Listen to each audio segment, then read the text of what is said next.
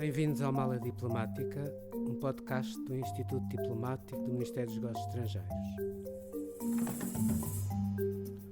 O meu nome é José de Freitas Ferraz e sou o diretor do Instituto Diplomático.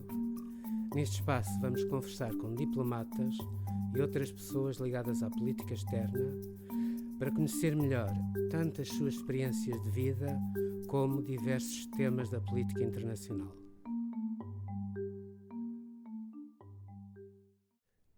Este é o primeiro episódio da Mala Diplomática, que é o podcast do Instituto Diplomático.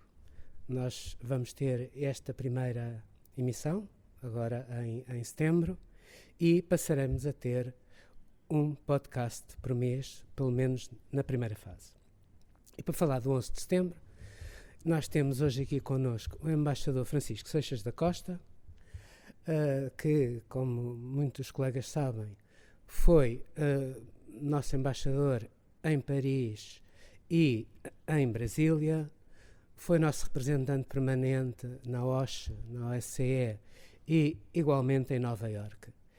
E justamente o embaixador Seixas da Costa encontrava-se em Nova Iorque como representante permanente em 2001, no dia 11 de setembro, quando tiveram lugar os atentados terroristas.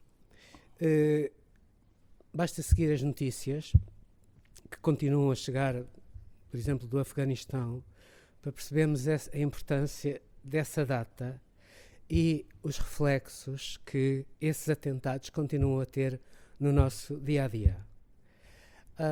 Todos nós nos lembramos perfeitamente quando é que estávamos quando tiveram lugar os atentados.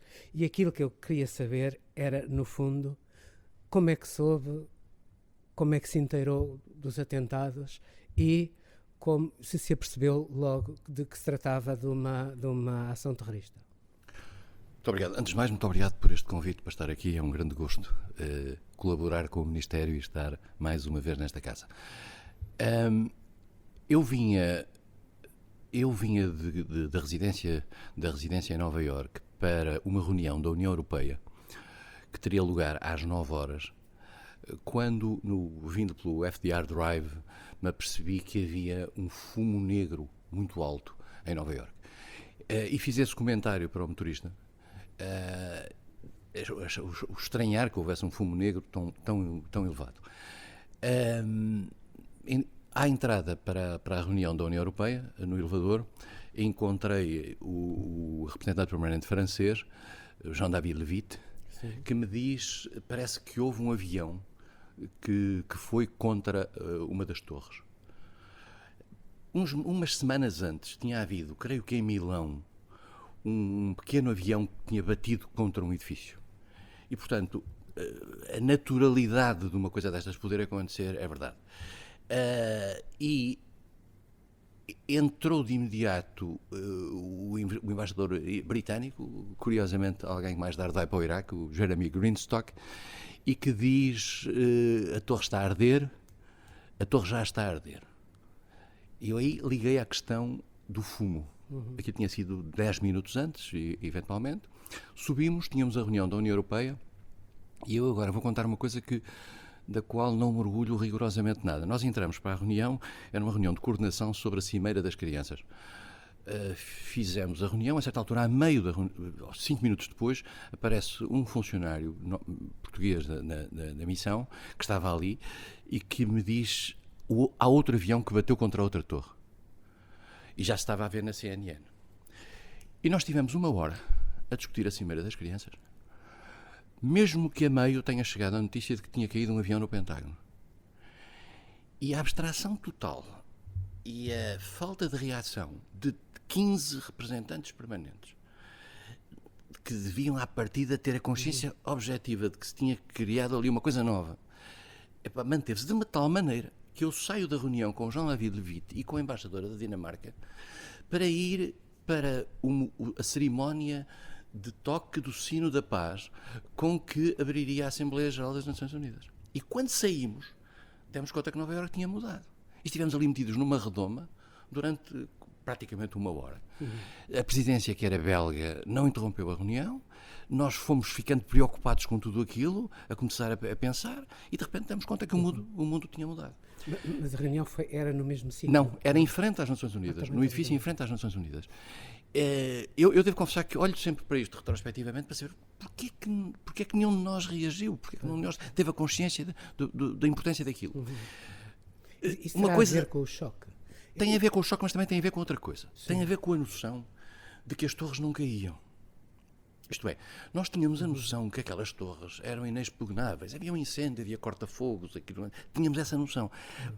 A queda das torres, que só tem lugar uma hora depois, é uma coisa absolutamente para nós surpreendente. Quer dizer, porque pensávamos que os americanos, nesta velha ideia que temos, os americanos têm soluções para tudo, aquilo provavelmente pode ter morrido alguém, de facto deve ter morrido alguém e tal.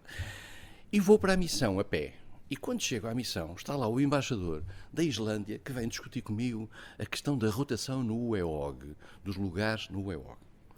Eu mando entrar, de repente toca o telefone de Lisboa, alguém que me liga de Lisboa, julgo que foi do gabinete do Primeiro-Ministro, foi a primeira ligação que tivemos, depois da Presidência da República. Sou interrompido 2 vezes, o João Salgueiro, que era diretor político, também me liga, e eu a certa altura digo para o embaixador da Islândia, não há condições para nós estarmos aqui a discutir as rotações no EOG, quer dizer, não tem qualquer sentido. E é aí, no momento em que de repente começam a avisar que caiu uma das torres, eu vou para a sala de reuniões onde está a missão toda, com gente a chorar, com as pessoas muito, muito comovidas, e aí há um pouco a noção de que isto mudou tudo, quer dizer, isto agora tem de uma gravidade extrema, o que é que aí vem?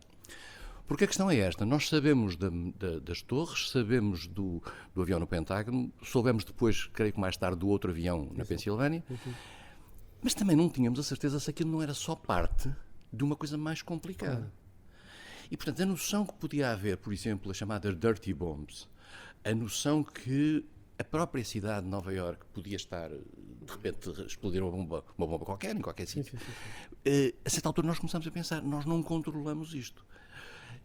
De facto, sob o ponto de vista de informação, eu praticamente vi a mesma coisa que viu qualquer cidadão no mundo, porque nós víamos a CNN. Claro. Eu não vi as torres da missão, não se vê as torres, ouviam-se sirenes e Nova Iorque começou a mexer. As pessoas começaram a ficar preocupadas. A certa altura há a indicação de que Manhattan ia ficar isolado, e eu disse às pessoas que mudassem fora de Manhattan para saírem, mas deixei os outros na missão. Claro. A certa altura começas a dizer as escolas vão fechar, portanto quem tinha filhos teve que se ir embora. A missão era muito grande. Na altura tinha, entre diplomatas e técnicos, tinha 19 pessoas.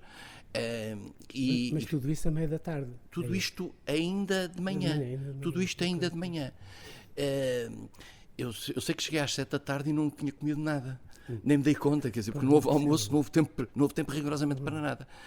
Depois começam a chegar umas chamadas de Lisboa, mas depois houve uma quebra das comunicações com Lisboa, porque a zona da Verizon caiu uma parte das torres, deram cabo das comunicações, e inclusivamente uma das últimas ligações a Lisboa é uma jornalista do Expresso que diz que as comunicações estão muito difíceis, e eu disse-lhe, olha, vou-lhe pedir um favor, se liga ao meu pai, que com 92 anos está sozinho e que tinha subido comigo às torres 4 meses antes, com 91 anos, e estava em Vila Real, sozinho, em casa, liga ao meu pai a dizer que eu estou bem. Pronto. E depois as chamadas caíram. Ainda entrei em direto para um telejornal, creio que da UMA, pronto, e depois ficámos um bocadinho... Tentei falar com a embaixada em Washington, que também sabia, tanto como eu, com o consulado-geral, pronto, para saber um bocadinho como é que as coisas estavam ao nível daquilo que eram as missões, as nossas missões. E as pessoas foram para casa e ficámos na missão muito pouca gente. No final, eu lembro-me que havia umas horas em que eu estava a atender telefonemas, eu e o Adi de Defesa e já não sei quem mais, estávamos a atender telefonemas. Portanto, aquilo reduziu-se. E o trauma era muito grande, a indecisão era muito grande, a falta de notícias era muito grande, aquilo que aparecia na imprensa era aquele choque por parte das autoridades americanas, etc. As reações de solidariedade por todo lado, e nós esquecemos um pouco as Nações Unidas.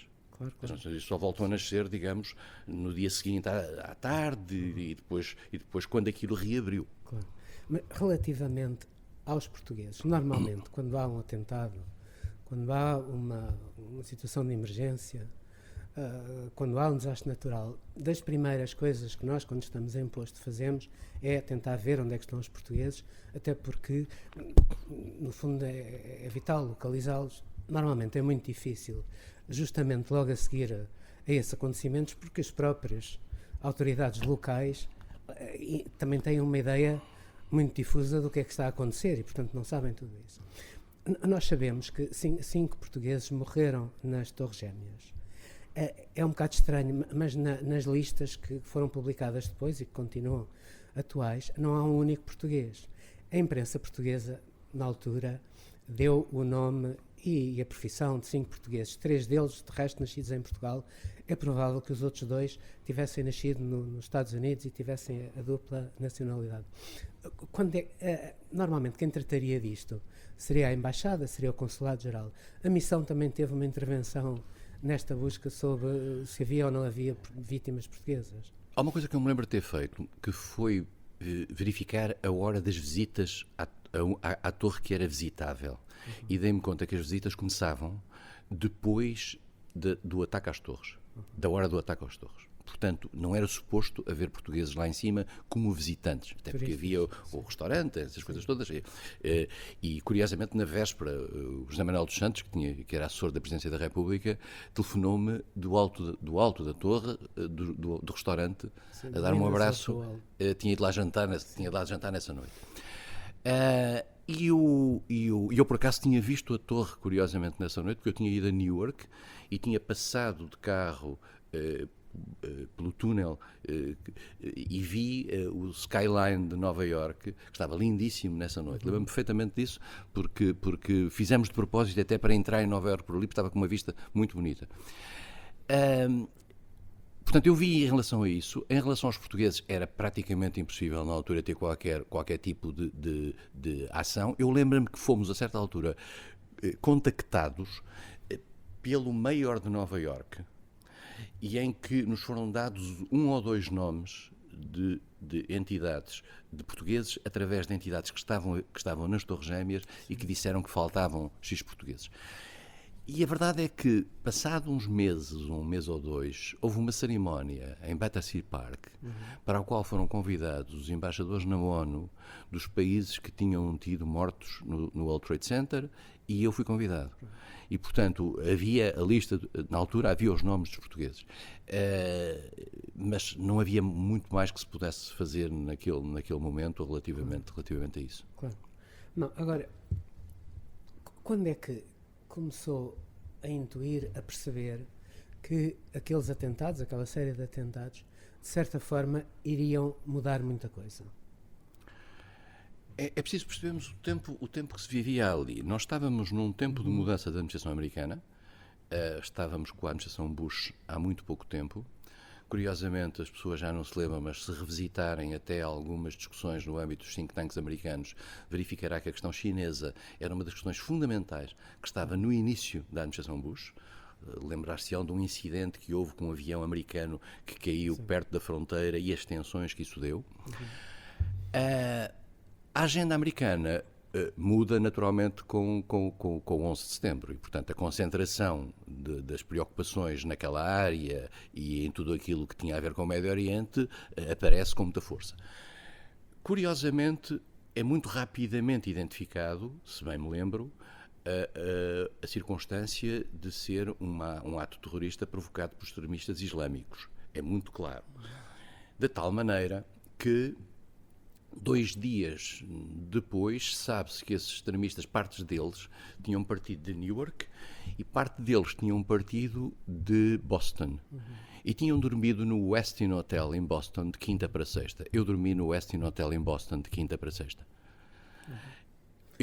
Por acaso, tinhas passado o fim de semana anterior em Boston. e dormi no mesmo hotel onde, pelos vistos, estavam os terroristas que partiram de Boston, depois, 2 dias depois. E, portanto, ainda andei, digamos, a fazer uma retrospectiva mental para tentar perceber se os tinha encontrado pelo corredor, já que no bar era pouco provável, por razões religiosas. Mas não consegui. E, portanto, imediatamente há um ambiente de grande hostilidade anti-árabe. E isso foi sentido nas Nações Unidas e eu lembro-me perfeitamente de ter sido aproximado pelo embaixador do Egito, mais tarde é ministro dos Negócios Estrangeiros do Egito, no sentido de conversar connosco um bocadinho sobre isto e sobre o que é que isto representava e o que é que... É preciso também percebermos que a agenda das Nações Unidas, nessa altura, estava em cima da mesa, curiosamente, a Convenção de Combate ao Terrorismo. Estava exatamente em cima da mesa nesse momento. E era um fator altamente divisivo das discussões. Porquê? Porque o debate sobre o terrorismo depois evoluiu muito, porque o terrorismo e a maneira como alguns países ocidentais olhavam para o terrorismo era uma espécie de deslegitimação dos atos tidos por atos de luta revolucionária, por exemplo, dos palestinianos. E a noção de que há terrorismo e há terrorismo, isto é, há terrorismos de maneira diferente, há terrorismos que podem ser justificáveis, o ato terrorista de tentar matar o Pinochet podia ser justificável, o de 37 aqui em Portugal para matar o Salazar também podia ser justificável, há atos terroristas, particularmente aquilo que a gente aprende na técnica terrorista, que é o terrorismo indiscriminado, que nunca é justificável, quer dizer, portanto, o terrorismo puramente... E criou-se um ambiente em Nova Iorque muito, muito negativo, por exemplo, em relação a tudo aquilo que todas as pessoas que eram diferentes. O sentimento da diferença e o medo à diferença foi uma coisa extraordinária. E os taxistas que andavam, mesmo os hindus, andavam com o emblema americano para mostrar a sua solidariedade, e os restaurantes árabes deixaram de ter clientes. E viu-se claramente que havia os taxistas árabes com ar árabe eram rejeitados e havia um ambiente terrível. Esse ambiente, aliás, prolongou-se durante algumas semanas, porque, se lembrarem bem, apareceram depois os chamados casos do antrax e os envelopes com um pó branco. Isto deu um ambiente a Nova Iorque de perigo permanente. Nós não sabíamos, perigo iminente, quer dizer, podia acontecer qualquer coisa, tudo podia acontecer. Nós não sabíamos onde é que as coisas tinham parado, a partir do momento em que há 4 atentados nos Estados Unidos, podia haver 6 e podiam estar coisas montadas ainda para explodir, etc. O que fez com que, eu lembro-me que nos primeiros dias deixámos o pessoal até fora de Nova Iorque, vivia fora de Nova Iorque, não regressar à missão, enquanto não acalmasse a missão, houve um downsizing das pessoas que estavam a trabalhar. Nas Nações Unidas... Notou alguma diferença nos colegas americanos ou não?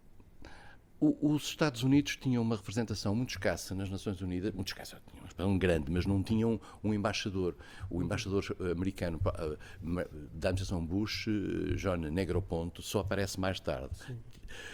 Os americanos não nos contactavam, mas havia uma solidariedade muito forte por parte de toda a gente relativamente aos americanos. E mais do que isso, houve uma sessão, muito poucos dias depois, da Assembleia Geral, na qual nós fizemos intervenções, e lembro-me perfeitamente de haver um jornalista português que perguntava se eu tinha recebido instruções de Lisboa para a intervenção. Eu não preciso receber instruções para uma intervenção nas Nações Unidas sobre isto, quer dizer, portanto, nós sabemos o que dizer e sabemos o que expressar. Há uma grande solidariedade, há uma reunião dos países da União Europeia, há uma declaração da União Europeia e há da nossa parte declarações nacionais muito próximas.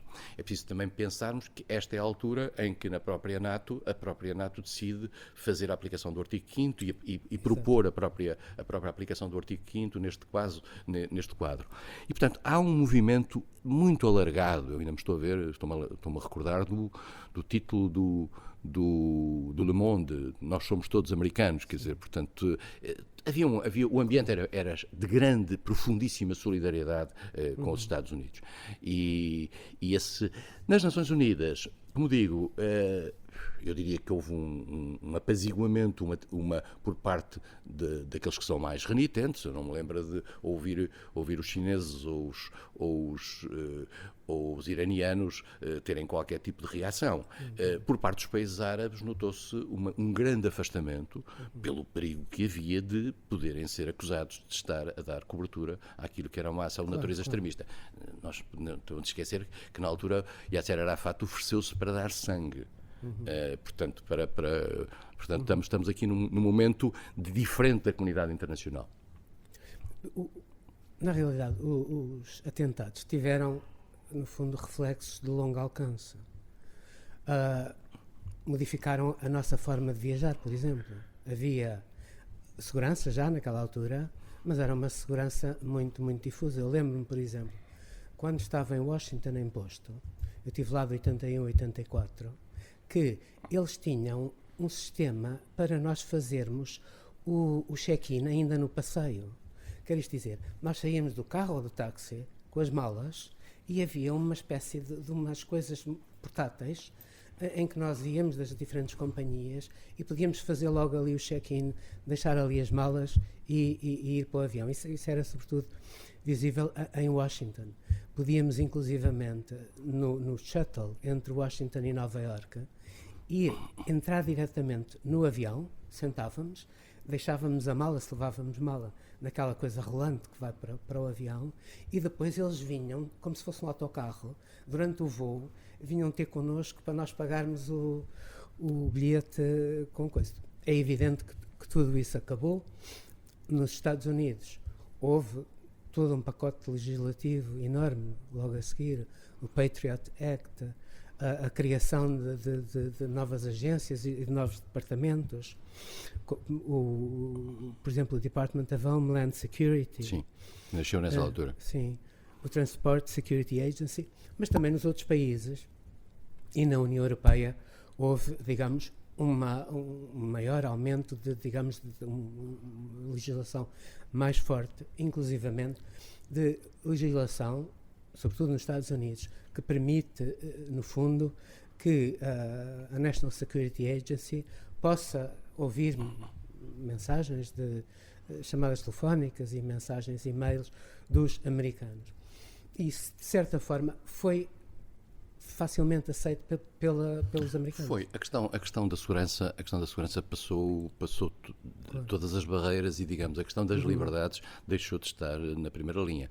Eu lembro-me perfeitamente que houve uma discussão grande, anos antes do 11 de setembro, sobre a questão do racial profiling nos aeroportos e da separação das pessoas. É evidente que a partir desse dia, aquilo passou a ser feito claramente através da seleção das pessoas. Portanto, a segurança passou a ser imensa. Eu lembro-me de uma cena terrível uns dias, poucas semanas depois, em que eu tive que ir já a Chicago e em que a certa altura uma criança passou o controle magnético. Sim. E atiraram-se 2 polícias para cima da criança, que tinha 3 anos, quer dizer, como parecia um terrorista. As pessoas estavam obcecadas, mas não havia nenhuma reação negativa contra isso. Há uma predisposição para que as questões securitárias subissem imediatamente de ranking e as questões de liberdades não se colocassem.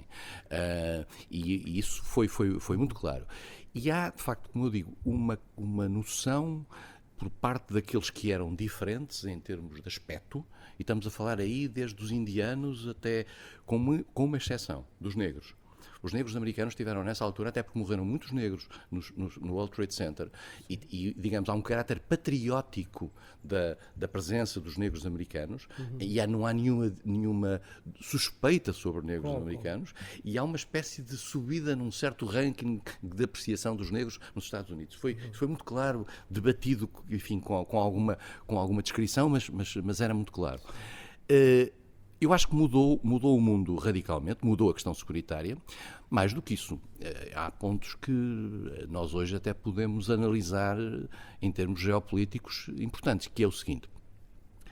Muitos países que não eram necessariamente aliados dos Estados Unidos, estou-me a lembrar da Rússia, por exemplo, viram-se obrigados, por um politicamente correto de resposta aos ataques terroristas, a terem uma postura muito maior, de muito maior abertura, e, por exemplo, a Rússia deixou por exemplo, que atravessassem aviões para o ataque depois mais tarde do Afeganistão, deixou sem qualquer reticência que se criasse uma base americana no Uzbequistão, partilhou uma base no Quirguistão com os Estados Unidos, e portanto e os Estados Unidos nisso têm aquilo que lhes é tradicional, que os militares chamam o explorar do sucesso. Vão avançando. E avançaram até, digamos, águas territoriais russas, até ao momento em que os russos se cansaram, e o primeiro cansaço é a Geórgia 2008.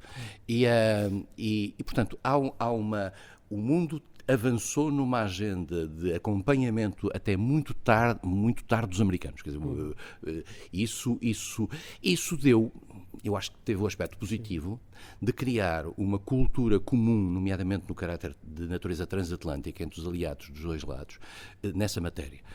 Você refere a questão da NSA e refere a questão da vigilância eletrónica. E a gente não sabe se a NSA já não o via antes exatamente. O que passou foi a ter legalidade para o fazer, através, por exemplo, do desencadear de uma palavra que imediatamente consegue detectar quem é que estava a falar, e uma pessoa que fala em bomba no aeroporto podia ser presa uns segundos depois, quer dizer, porque detectavam isso. Portanto, há essa consciência. Nos Estados Unidos, a sensação que há é que tudo aquilo que eram as reticências relativamente ao caráter intrusivo do Estado desapareceu e anulou-se completamente. E o isolacionismo aumentou ou não aumentou no seio da população americana? Eu não sei, porque nós não devemos estar a intervir fora. Pois, mas a verdade é que o caráter de vingança, muito claro, aliás, o discurso de George W. Bush é muito claro nesse aspecto. Há um elemento de vingança aí muito afirmado. Há um elemento também de uma mistura, que depois mais tarde, aliás, se procura explorar, da questão do Iraque. E aí também temos problemas de natureza familiar, digamos, a funcionar na família Bush nessa matéria, e que depois em 2003 tem as consequências que tem. Eu não sei se o isolacionismo americano, o cíclico isolacionismo americano aumentou nessa altura. Eu acho que a noção de que é preciso ir atrás deles, aliás, há uma expressão do Bush, onde quer que eles estejam, ou não sei o quê, tem que se fazer. Portanto, é uma questão de vingança, e é uma questão de vingança vista como natural. Tão natural que o Conselho de Segurança não levanta objeções relativamente à missão no Afeganistão. É legítima defesa, no fundo.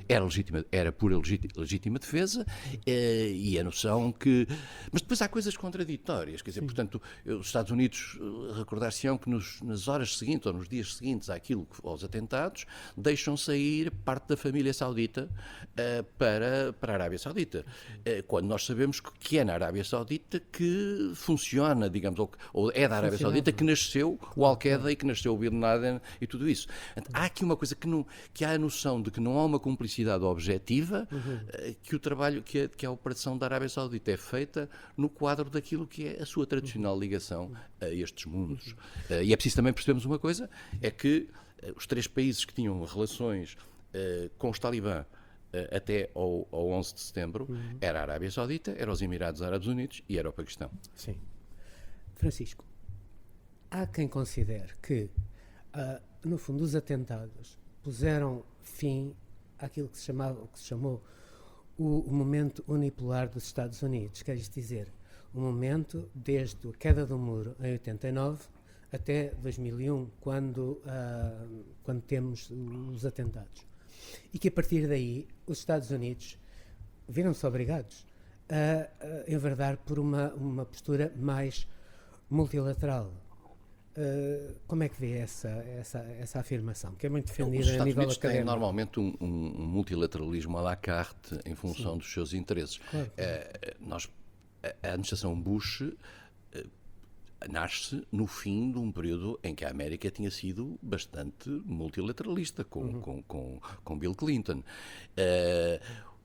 Os Estados Unidos utilizaram as Nações Unidas tão longe quanto era possível nesse quadro para legitimarem a sua ação e também para criarem, de certo modo, uma alavanca para aquilo que queriam eventualmente fazer e que depois tem o seu limite na questão do Iraque, o Iraque II, não é? A unipolaridade, de facto, é capaz de ter começado a ficar em causa aquilo que o Berredrin chamava a hiperpotência. A hiperpotência. Os Estados Unidos começaram a perceber que tinham outros desafios. A China não era, na altura, um desafio, ainda. A China estava a crescer discretamente, silenciosamente a crescer. Eu devo dizer que falei uma vez com um diplomata chinês que me disse uma coisa que eu nunca tinha pensado. Dizer, o 11 de setembro a nós deu-nos mais 10 anos para crescer sem interferência dos Estados Unidos. O que é uma coisa notável, de presciência que eu nunca tinha percebido nesse aspecto. A China estava a crescer, a Rússia estava destroçada, a União Europeia estava na altura, se nós nos lembrarmos bem, que andávamos por lá, a tentar mostrar-se unida, coisa que depois, com os alargamentos sucessivos, acabou por se tornar um pouco mais complicado. Mas os Estados Unidos ganharam, no 11 de setembro, uma autoridade moral forte, que se prolongou durante bastantes anos e que pôde, no fundo, ser confortada com o apoio aliado, quase sem reticências. Depois, como sempre acontece nos Estados Unidos, eles exploram esse tipo de vontade e a partir do momento jogam como querem e jogam como lhes apetece e usam ou não as Nações Unidas, e então aí começa-se a partir esse posicionamento. Mas não partiu pelo lado da União Europeia, que esteve sempre no essencial com os Estados Unidos. Francisco, vamos ter que continuar a viver com os reflexos do 11 de setembro. Muito obrigado. Nada, foi um gosto. Muito obrigado. Obrigado por ter ouvido este episódio da Mala Diplomática, um podcast do Instituto Diplomático do Ministério dos Negócios Estrangeiros. Siga-nos no Spotify, no YouTube do Ministério e no portal do Instituto Diplomático.